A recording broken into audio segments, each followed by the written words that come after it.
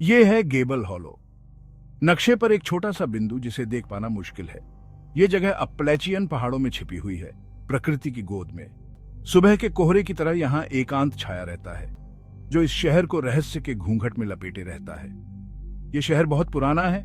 इसका इतिहास घने प्राचीन जंगल से जुड़ा हुआ है, जो इसके किनारों पर है। एक ऐसा जंगल जो अपनी गहराई में समय के सार को समेटे हुए प्रतीत होता है।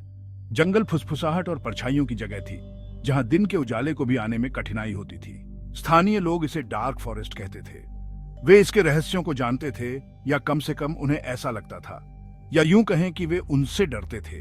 डर स्पष्ट था, शहरवासियों के चेहरों पर अंकित था। पीढ़ी दर पीढ़ी कहानियां चली आ रही थीं, ऐसी कहानियां जो सिर्फ लोक कथाएं नहीं थीं। रात की ठंड और उससे भी भयानक किसी चीज को दूर भगाने के लिए अलाव के चारों ओर कहानियां सुनाई जाती थीं। कुछ ऐसा जो आग की रोशनी से बस थोड़ा ही दूर दुबका हुआ था। उनका कहना था कि जंगल जिंदा था, उसे सब याद था, और वह द्वेष रखता था, सदियों पुराना द्वेष।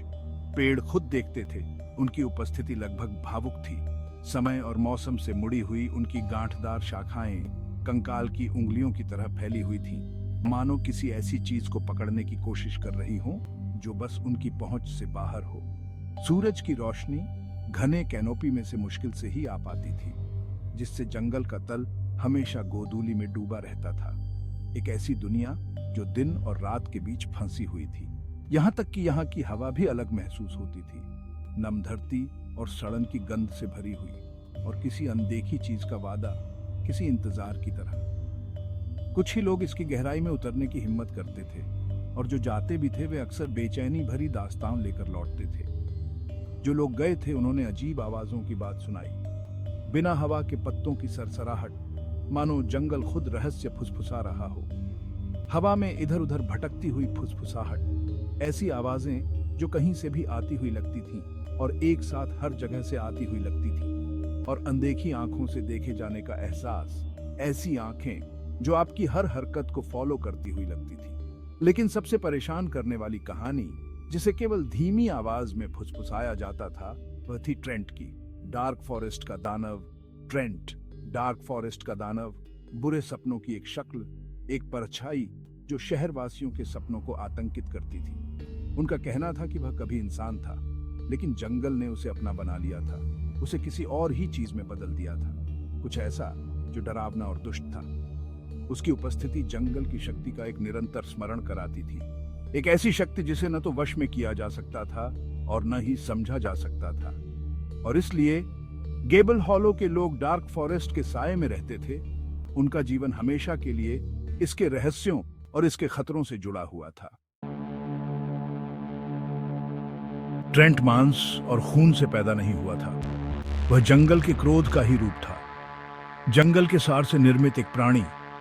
जड़ें मांसपेशियों में बदल गईं, छाल हड्डियों में सख्त हो गई, और परछाइयां एक दुष्ट चेतना में बदल गईं। वह प्राचीन था, उतना ही पुराना जितने खुद पेड़। उसकी आंखें एक अप्राकृतिक रोशनी से चमकती थीं, एक भयानक हरा रंग जो जंगल के तल पर चिपकी हुई चमकदार काई को दर्शाता था। उसके शरीर से खंजर जितने लंबे और नुकीले कांटे निकले हुए थे, जो जंगल के दर्द का जीता जागता सबूत थे। ट्रेंट जंगल के क्रोध का अवतार था। सदियों पहले पैदा हुआ एक क्रोध, जब बसने वालों ने पहली बार जमीन पर अपनी छाप छोड़ने की हिम्मत की थी। वह रक्षक था, प्राचीन पेड़ों का संरक्षक, और वह अपने क्षेत्र में किसी भी घुसपैठ को बर्दाश्त नहीं करता था। वह एक अजीब सी शालीनता के साथ चलता था। जंगल के तल पर उसके कदमों की आहट नहीं होती थी। वह वृत्ति और रोष का प्राणी था, अपने घर को नष्ट करने वालों से उसकी रक्षा करने की आदिम आवश्यकता से प्रेरित था। गेबल हॉलो के लोग अपने अंदर इतिहास का भार लिए हुए थे। वे कहानियों को जानते थे जो पीढ़ी दर पीढ़ी चली आ रही थीं, अलाव के किनारे फुसफुसाई जाती थीं और उनके जीवन के ताने बाने में रची हुई थीं। वे उस नाजुक संतुलन को समझते थे जो उनके शहर और उसके किनारे पर स्थित जंगल के बीच मौजूद था। यह जंगल केवल पेड़ों का संग्रह नहीं था, यह एक जीवित सांस लेने वाली इकाई थी जिसकी स्मृति उतनी ही लंबी थी जितना खुद समय। पीढ़ियों पहले पहले बसने वाले आए थे, उपजाऊ भूमि के वादे और एक नई शुरुआत से आकर्षित होकर। वे समृद्धि के सपने लेकर आए थे, उन प्राचीन आत्माओं से अनजान थे जो उन्हें परछाइयों से देख रही थी। उन्होंने केवल संसाधन देखे, उस पवित्र भूमि को नहीं जहां उन्होंने अतिक्रमण किया था। जिन पेड़ों को उन्होंने गिराया वे लकड़ी से कहीं बढ़कर थे। वे रहस्यों के रक्षक थे, प्राचीन ज्ञान के रखवाले थे। उन्होंने पेड़ों को साफ किया, अपने घर बनाए और अपना दावा ठोंका। जंगल को याद था, उसने देखा कि कैसे उसके पवित्र उपवनों को खेतों में बदल दिया गया और उसके प्राचीन रास्तों को पैरों तले रौंद दिया गया। उसने विरोध किया था, बेशक तूफानों और बाढ़ के साथ हमला करके। ऐसा लग रहा था जैसे खुद तत्व जंगल की रक्षा के लिए उठ खड़े हुए हों, लेकिन बसने वाले विचलित नहीं हुए। लेकिन बसने वाले अथक थे, प्रगति की उनकी भूख अतृप्त थी। उन्होंने दिन रात अथक परिश्रम किया, एक नई दुनिया के सपने से प्रेरित होकर प्रकृति द्वारा दी गई चेतावनियों से अनजान। उन्होंने और गहराई तक धकेला, जरूरत से ज्यादा लिया, यहां तक कि जंगल का गुस्सा फूट पड़ा और मुड़ गया, जिससे कुछ काला और शक्तिशाली पैदा हुआ। ट्रेंट, एक ऐसा नाम जो डर और रहस्य का पर्याय बन जाएगा। कहानियों में गुमशुदा लोगों के बारे में बताया गया, उन लोगों के बारे में जो जंगल में घुस गए और कभी वापस नहीं लौटे। हर लापता व्यक्ति जंगल के प्रकोप की याद दिलाता था, अनादर की कीमत का प्रमाण। पेड़ों की कतार में दुबके हुए छायादार लोगों की फुसफुसाहट और हवा में हंसी की सिहरन भरी आवाज। ये बच्चों को डराने के लिए केवल कहानियां नहीं थी, वे चेतावनी थी, एक ऐसे अतीत की गूंज जिसे भुलाया नहीं जा सकता था। शहरवासी सच्चाई जानते थे, वे जंगल की स्मृति की छाया में रहते थे, जो उस नाजुक संतुलन की निरंतर याद दिलाता था जिसे उन्हें बनाए रखना था। जंगल के साथ खिलवाड़ नहीं करना था। यह शक्ति का स्थान था, एक ऐसा क्षेत्र जहां अतीत और वर्तमान आपस में गुंथे हुए थे, जहां पुरानी दुनिया की आत्माएं अभी भी घूमती थीं। इसने सम्मान की मांग की, एक ऐसा सम्मान जो उनके पूर्वज देने में असफल रहे थे। गेबल हॉलो के लोगों ने यह सबक अच्छी तरह से सीखा था और वे अतीत के उन जख्मों के साथ जीते थे जो उनकी आत्मा में उकेरे गए थे, जो अहंकार की कीमत की याद दिलाते थे। मार्क, एली और जैक तीनों अविभाज्य थे। वे बचपन से ही दोस्त थे। अनगिनत कारनामों और साझा रहस्यों के माध्यम से उनका बंधन मजबूत हुआ था। किशोरावस्था से वयस्कता की ओर बढ़ते हुए, सीमाओं का परीक्षण करते हुए, गेबल हॉलो की नीरसता में रोमांच की तलाश करते हुए। छोटा शहर बहुत कम उत्साह प्रदान करता था, इसलिए उन्होंने अपना खुद का बनाया। बेशक वे कहानियों पर पले बढ़े थे। डार्क फॉरेस्ट के किस्से कैंप फायर के आसपास सुनाए गए, पीढ़ी दर पीढ़ी चले आ रहे हैं। लेकिन अपनी पीढ़ी के अधिकांश लोगों की तरह उन्होंने उन्हें लोक कथाओं के रूप में खारिज कर दिया, बच्चों को डराने के लिए घड़ी गई कहानियां। वे प्रेतवाधित जंगल और शापित आत्माओं के विचार पर हंसे। तो एक रात कोहरे और शरारत में डूबी हुई उन्होंने खुद को डार्क फॉरेस्ट के किनारे पर पाया। हवा प्रत्याशा और डर के संकेत से भरी हुई थी। यह जैक का विचार था, एक ऐसी हिम्मत जो उसने पूरी तरह से महसूस नहीं की थी। वह हमेशा से ही सीमाओं को आगे बढ़ाने वाला, यथास्थिति को चुनौती देने वाला रहा था। वह एली को इम्प्रेस करना चाहता था। उसकी हंसी एक ऐसी चुनौती थी जिसका वह विरोध नहीं कर सका। उसके पास हर चीज को एक खेल की तरह बनाने का एक तरीका था, सा करेज का एक टेस्ट। हमेशा सतर्क रहने वाला मार्क हिचकिचाया। वह हमेशा से ही तर्क की आवाज रहा था, चीजों के बारे में सोचने वाला। उसने जंगल की निगाहों का भार, उस दमनकारी सन्नाटे को महसूस किया जो अनदेखी ऊर्जा के साथ गूंज रहा था। डरे हुए मार्क? सवाल हवा में लटका हुआ था, अनकहा लेकिन समझ में आ रहा था। एली ने चिढ़ाया। उसकी आंखें चांदनी में चमक रही थी। उसे अज्ञात के रोमांच, हिम्मत के उत्साह से प्यार था। बस किसी राक्षस द्वारा खाए जाने का डर नहीं है। उसने वापस गोली मार दी। अपनी बेचैनी को हास्य के साथ छिपाने की कोशिश कर रहा था।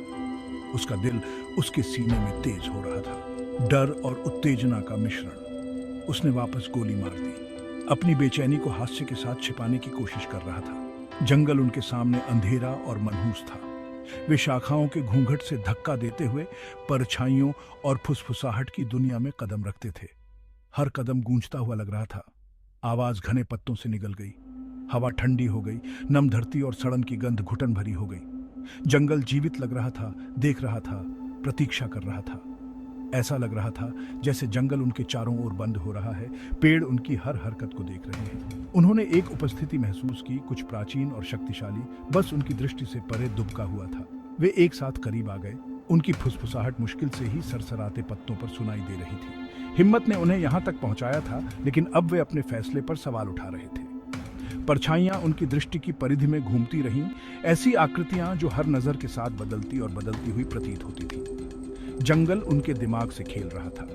अपने डर के बावजूद वे आगे बढ़ते रहे, जिज्ञासा और हट के मिश्रण से प्रेरित होकर। वे इतनी दूर आ चुके थे और अब पीछे हटना हार मानने जैसा लग रहा था। अंत में वे एक छोटी सी सफाई पर पहुंचे।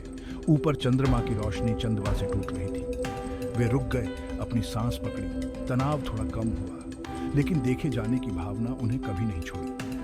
वे कुछ असामान्य समझ सकते थे, कुछ ऐसा जो उस दुनिया का नहीं था जिसे वे जानते थे। साथ में वे खड़े थे, अज्ञात का सामना कर रहे थे। हिम्मत ने उन्हें यहां तक पहुंचाया था, लेकिन उन्हें क्या मिलेगा ये अभी भी एक रहस्य था। रात अभी खत्म नहीं हुई थी। उनकी हंसी, जो पहले उद्दंड और चुनौतीपूर्ण थी, जंगल में हर कदम के साथ कम होती गई। हवा भारी हो गई, एक अनदेखी ऊर्जा से भर गई जिससे उनके हाथों के बाल खड़े हो गए। पहला संकेत फुसफुसाहट थी, पत्तों में सरसराहट, हवा में एक आहट। ऐसा लग रहा था जैसे यह हर जगह से और कहीं से भी आ रहा हो, उनके नाम बड़बड़ा रहा हो, उन्हें गहरे साये में बुला रहा हो। फिर पेड़ हिलने लगे, शाखाएं मुड़ी हुई और विकृत हो गईं, पंजों की तरह बाहर निकल रही है। जड़ें नीचे की ओर लहराती रहीं। उनकी प्रगति भयानक रूप से खामोश थी।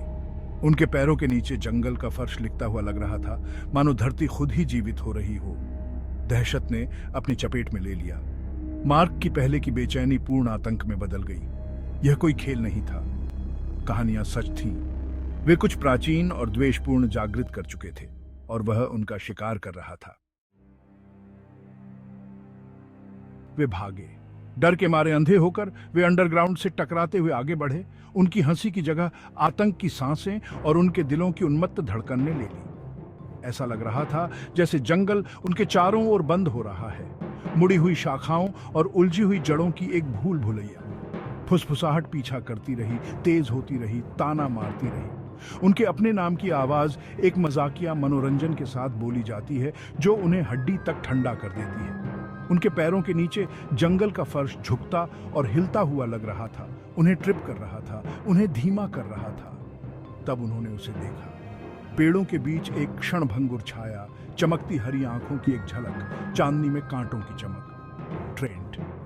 वह एक अप्राकृतिक कृपा के साथ चला गया। उसका रूप परछाइयों के साथ बिल्कुल घुल मिल गया। वह उनके साथ खिलवाड़ कर रहा था, उनका पीछा करते हुए उन्हें अपने क्षेत्र में ले जा रहा था।